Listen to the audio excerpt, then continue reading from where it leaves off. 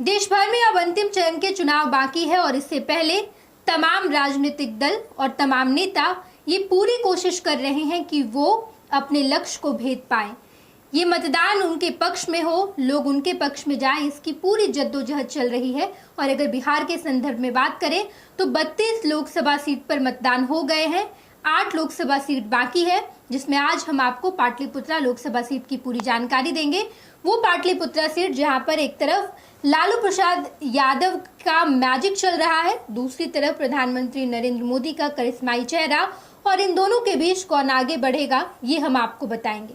Pataliputra seat एक तरफ लालू प्रसाद यादव की चहेती बेटी मीसा भारती है, दूसरी तरफ लालू प्रसाद यादव के कभी हनुमान कहे जाने वाले रामकृपाल यादव है। लालू प्रसाद यादव से बेहद करीबी, लेकिन अब वो बीजेपी के साथ है और पिछला चुनाव भी जीते हैं। इस बार 2024 में मीसा भारती का एक बार फिर से टक्कर होगा रामकृपाल यादव से, और ऐसे में किसका पलड़ा भारी है हम आपको पूरी जानकारी देंगे।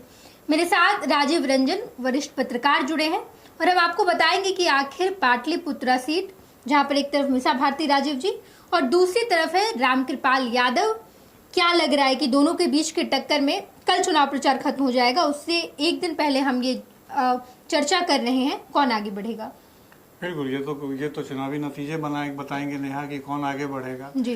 लेकिन वहाँ जो इस बार जो चुनाव में जो सबसे बड़ा बदलाव नजर आ रहा है, और अभी आपने थोड़ी देर पहले कहा कि वहाँ जो मुख्य मुकाबला है वो लालू मैजिक और नरेंद्र मोदी के करिश्मा के बीच में है, आपने बिल्कुल सही कहा।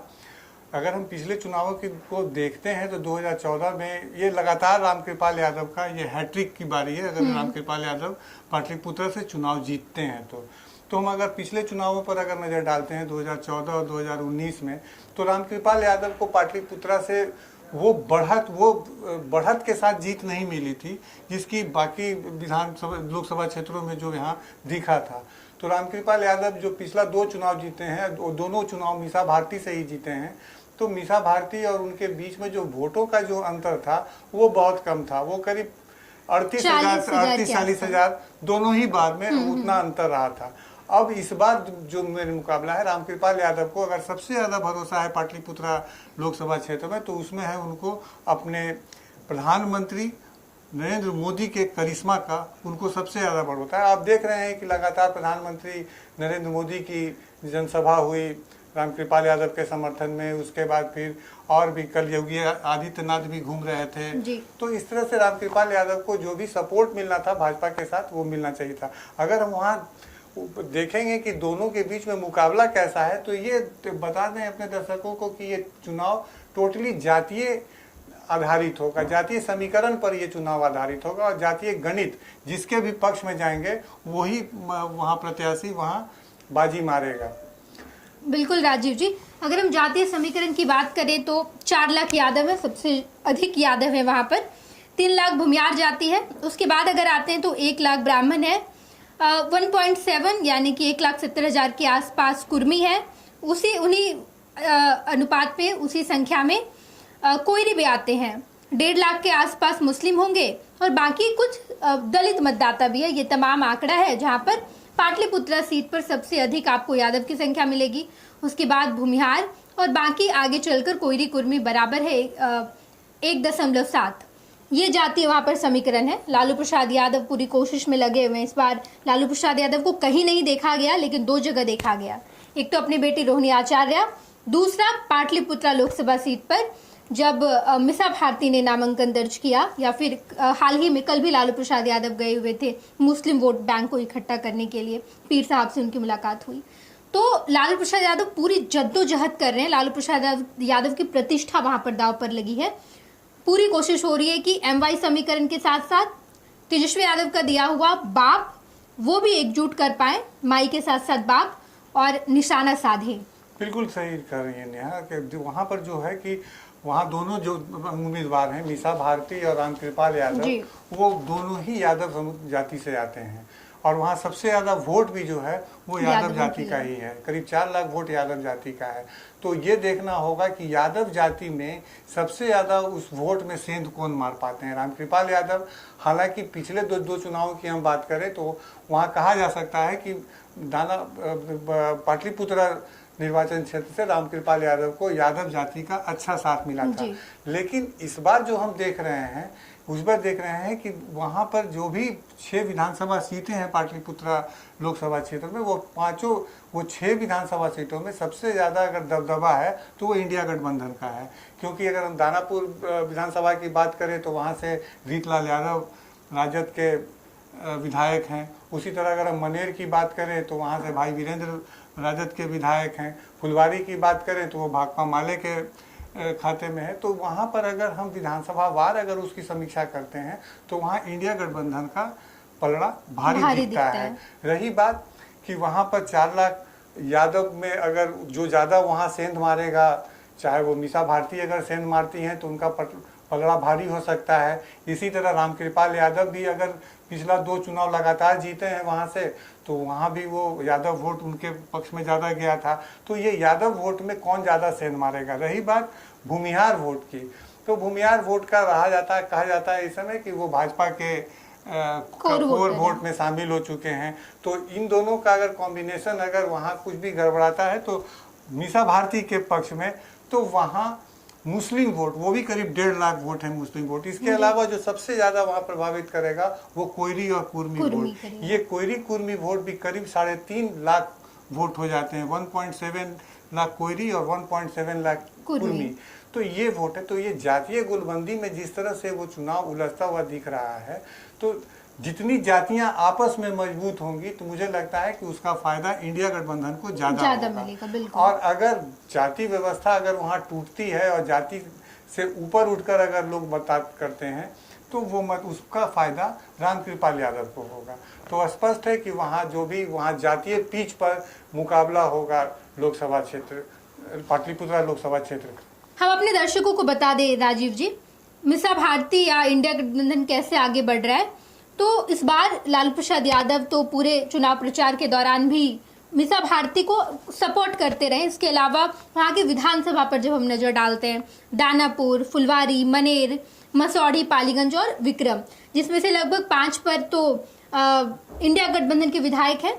मनेर देख लीजिए, इसके अलावा दानापुर, फुलवारी, इन तमाम जगहों पर इंडिया गठबंधन के विधायक, और इसका बड़ा प्रभाव पड़ता है लोकसभा चुनाव में। बिल्कुल पड़ता जी है। जी बिल्कुल। और इसलिए भी पड़ता है कि अगर हम पिछले 2 चुनाव में 2014 और 2019 की अगर हम समीक्षा करते हैं तो वोटों का जो फासला था वो उतना नहीं था जितना वो करीब 38-40 हजार वोट के अंतर से दोनों बार चुने हैं। और 2014 में तो ये ट्रायंगुलर मुकाबला हुआ था, वैसे में रामकृपाल यादव जीते थे क्योंकि तब रंजन यादव भी चुनाव मैदान में थे पाटलिपुत्रा से 2014 में, तो वो ट्रायंगुलर हो गया था। हालांकि रंजन यादव वहाँ पर तीसरे स्थान पर रहे थे, वो जेडीयू के कैंडिडेट थे, तो वहाँ पर ऐसा था। लेकिन अगर इस बार आमना सामना सीधा मुकाबला होता है मीसा भारती और रामकृपाल यादव में, तो लगता है कि ये जातीय गणित ही इसका फैसला करेंगे। और ज़्यादा एज जो होता है वो मीसा भारती की तरफ दिख रहा है। इस बार जो बदलाव की बात की जा रही है, जो तरह के चुनावी मुद्दे अभी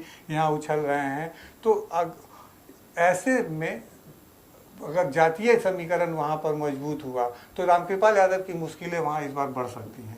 बिल्कुल बिल्कुल। और नीतीश कुमार की तरफ जो नाराजगी है लोगों की पाला बदलने को लेकर की करके भी, इसका असर भी देखने को मिलेगा इस बार के चुनाव में। बिल्कुल मिलेगा इस बार असर। और इस बार जो लवकुश समीकरण रहा है लोकसभा चुनाव में, तो वो लवकुश समीकरण भी इस बार बिखरता हुआ दिख रहा है। हम देख रहे हैं कि पाटलिपुत्रा लोकसभा क्षेत्र में 1,70,000 कोयरी मतदाता हैं, तो 1,70,000 के करीब ही कुर्मी मतदाता हैं। अगर ये लवकुश समीकरण को तोड़ने में मीसा भारती कामयाब होती हैं और कोयरी मतदाताओं का वोट अगर राजद के पक्ष में आता है तो रामकृपाल यादव की मुश्किलें कुछ और अधिक बढ़ सकती हैं। बिल्कुल राजीव जी, देखना दिलचस्प होगा। हम इंडिया गठबंधन की बढ़त की बात कर रहे हैं, लेकिन अंतिम दिन चुनाव के 2-3 दिन पहले ही लोगों का मिजाज बदलता है। हमारे संवाददाता जब ग्राउंड पर गए तो उन्होंने कहा कि वहां जितने आसपास लोगों से बातचीत की, लोग कह रहे हैं कि बदलाव चाहिए, लेकिन प्रधानमंत्री नरेंद्र मोदी का करिश्माई चेहरा है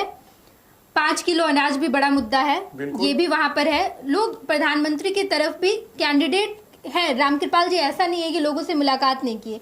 रामकृपाल यादव की तरफ लोगों की नाराजगी कम इसलिए देखी जाती है क्योंकि रामकृपाल यादव हर जगह गए हैं। बिल्कुल, रामकृपाल यादव अपने चुनाव क्षेत्र में लगातार सक्रिय रहते हैं और अपने चुनाव क्षेत्र के मतदाताओं के सुख में भी वो लगातार, तो इस मामले में हम कह सकते हैं कि रामकृपाल यादव का जो सामाजिक सरोकार है वो काफी अधिक रहा है अपने बाकी तमाम नेताओं के मुकाबले, वो काफी अच्छा रहा है। तो रामकृपाल यादव को इसका भी लाभ मिल सकता है।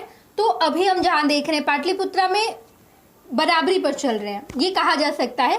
रामकृपाल यादव के साथ प्रधानमंत्री नरेंद्र मोदी का चेहरा है। प्रधानमंत्री नरेंद्र मोदी के द्वारा दिए गए जितनी योजनाएं हैं वो है, उन्होंने काम भी किया है। वहां पर लोगों से भी मुलाकात करते हैं, नाराजगी नहीं देखी जाती है। लेकिन दूसरी तरफ मीसा भारती, लालू प्रसाद यादव वहां पर लगातार जाते आ रहे हैं। कल भी वो गए, फुलवारी गए वो। उसके बाद जब नामांकन दर्ज की थी मीसा भारती, उस वक्त भी लालू प्रसाद यादव सपोर्ट किए। उन्होंने कहा कि मीसा भारती को इस बार जिताएंगे। और तीसरा जो फैक्टर है वो पिछले बार का जो डिफरेंस रहा है दोनों के मतदान में, 38-39 हजार का फासला रहा है, जो ये नहीं कहा जा सकता है कि बहुत ज्यादा रहा है। इन तमाम चीजों को मद्देनजर रखते हुए हम इस निष्कर्ष पर पहुंचे हैं कि दोनों का जो वहां पर 50-50 के आसपास हमें देखने को मिलता है। हालांकि 3 दिन अभी भी बाकी है। आज 29 तारीख, 30-31, उसके बाद 1 को मतदान। राजीव जी, अगर हम बहुत कम शब्दों में कहें तो पाटलिपुत्रा लोकसभा क्षेत्र का चुनाव वही प्रत्याशी जीतेगा जो जातीय समीकरण को साधने में सफल होगा। और खास करके यादव मतदाता का जो लगातार 2 बार वहां मीसा भारती को हार का सामना करना पड़ा है, लेकिन इस बार तीसरी बार अगर यादव मतदाताओं में लालू प्रसाद यादव और उनका परिवार सेंध लगाने में सफल होता है तो कहा जा सकता है कि रामकृपाल यादव को हैट्रिक बनाना मुश्किल हो जाएगा। खैर, देखना दिलचस्प होगा। 1 तारीख का वो दिन है जब मतदान होने हो और 4 तारीख को इसका परिणाम सामने आ जाएगा। तमाम खबरों से हम आपको रूबरू कराएंगे। देखते रहिएगा खुशबहार झारखंड। पनोरमा ग्रुप, जो सोचता है वो करता है, आपके अपने सपनों का आशियाना। ये लो, मुंह मीठा करो। आज मैंने अपना जॉब छोड़ दिया, अब हम पूर्णिया वापस जाएंगे। जॉब छोड़ दिया है? मतलब ये घर कैसे चलेगा? हम करेंगे क्या? और माँ बाबूजी क्या बोलेंगे? इसलिए मैं एक और मिठाई का डब्बा लाया। अपने बिजनेस के लिए लोन अप्रूव हो गया। अरे लोन अप्रूव हो गया वो तो ठीक है, लेकिन पूर्णिया में हम रहेंगे कहाँ? अपना घर भी तो नहीं है वहाँ। इसलिए तो एक और मिठाई का डब्बा अलग से लाया हूँ। हमने पूर्णिया में घर ले लिया है, पूर्णिया के ई होम्स पैनोरमा में। पूर्णिया में पैनोरमा ग्रुप लेकर आए हैं ई होम्स पैनोरमा। बड़ा घर, आलीशान जिंदगी और अत्याधुनिक सुविधाओं के संग। अरे अरे, अब क्यों मुंह मीठा करवा रही हो? क्योंकि हम घर वापसी जो कर रहे हैं। घर वापसी की खुशी पूर्णिया में ई होम्स पैनोरमा के संग। ई homes panorama, luxurious lifestyle redefined.